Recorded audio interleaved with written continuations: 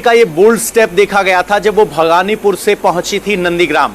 और नंदीग्राम शुवेंदु अधिकारी का अगर सीएम चेहरा या कद किसी ने बढ़ाया तो वो बीजेपी नहीं वो ममता बनर्जी ने बढ़ाया। सोचिए, प्रदेश की सबसे बड़ा चेहरा, पार्टी का सबसे बड़ा चेहरा, 2 बार से सिटिंग सीएम, किसी एक मंत्री जो आपका बागी हो गया है उसको चुनौती देने जा रहा है।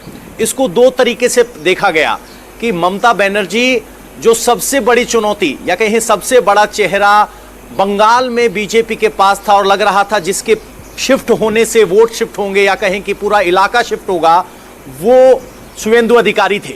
और उनका असर ये हो सकता था कि एक बाढ़ आ सकती थी नुकसान की। उस बाढ़ को रोकने के लिए ममता बनर्जी ने कोई सिपह सालार नहीं, खुद आगे होने का फैसला किया, जिसको बोल्ड मूव कहा गया। लेकिन ये बोल्ड मूव फेल कैसे हुआ या कहें कि कमजोर कैसे पड़ा, जब ममता बनर्जी को 5 दिन नंदीग्राम में रुकना पड़ा, जो एक नेगेटिव संदेश दे गया पूरे प्रदेश में कि ममता बनर्जी अपनी सीट को लेकर आशंकित। ठीक है, मैं दादा इस सीट पर भी, टॉलीगंज की सीट पर अगर आप दोबारा अगर हम वो ब्रेकिंग न्यूज चला सके तो विधानसभा चुनाव में मार्जिन 9-10 हजार सीट का ठीक ठाक होता है और इतने शुरुआती में लेवल चरण में ही बाबुल सुप्रियो इतने वोटों से पीछे चल रहे हैं। ये बिल्कुल एक्सपेक्टेड था वहां पर, साफ नजर आया था। हालांकि उस दिन बाबुल सुप्रियो हमारे साथ मौजूद थे जब हम एग्जिट पोल पर चर्चा कर रहे थे और वो बड़े ही अचंभित थे कि सज्जन ने उनकी सीट को उन्हें कैसे पिछड़ते हुए दिखाया था। लेकिन जो वहां पर स्थानीय लोगों से बातचीत के जरिए आकलन है वो स्पष्ट था कि उनकी एक हाई हैंडेड इमेज रही है लगातार, खास करके इस इलाके में। और ये एक संभ्रांत पढ़ा लिखा इलाका है जहां पर आप लोगों को बस दरकिनार नहीं कर सकते। आप सिर्फ लोक लुभावनी बातें और अपने स्टार इमेज के दम पर लोगों को अपने तरफ आकर्षित नहीं कर सकते।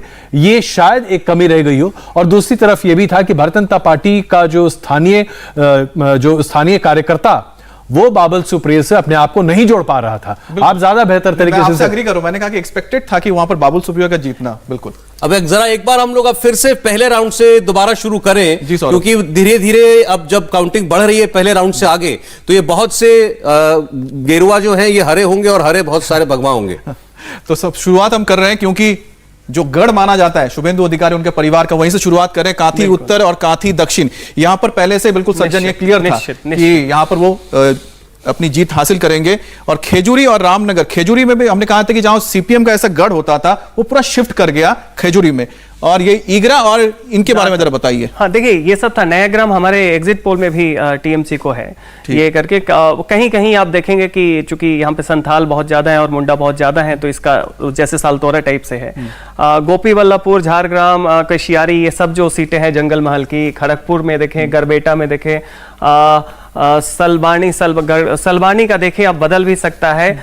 यहाँ पे आप देखें तो यहाँ पे थोड़ा सा मतलब मेरे हिसाब से मेदिनीपुर से ये सब जो इलाका है टीएमसी का आगे अभी बनना थोड़ा सा आश्चर्यजनक है। बाकी आप देखें एक्सपेक्टेड है, बिनपुर है, अभी आया नहीं है। बांदवान में आप देख लें बीजेपी है, बलरामपुर में भी यही है। बागमुंडी में अगर आप याद रखें तो यहाँ पे उन्होंने अपने झारखंड के सहयोगी दल जो है उनको दिया हुआ है। हाँ, उनको दिया हुआ है। उसके अलावा यहाँ पे लोग कह रहे थे कि कैंडिडेट फैक्टर पे कुछ हो सकता है, लेकिन डेमोग्राफी के हिसाब से लगता है कि शायद ये पलट भी सकता है।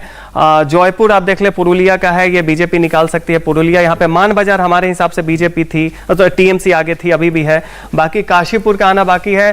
पाड़ा आप देख ले, रघुनाथपुर देख ले, ये फिर आप पुरुलिया बांकुरा वाला एरिया देख रहे हैं। सालतोरा में वही है। छतना, रानीबंध और रायपुर, ये 3 जगह फिर रानीबंध एसटी सीट है।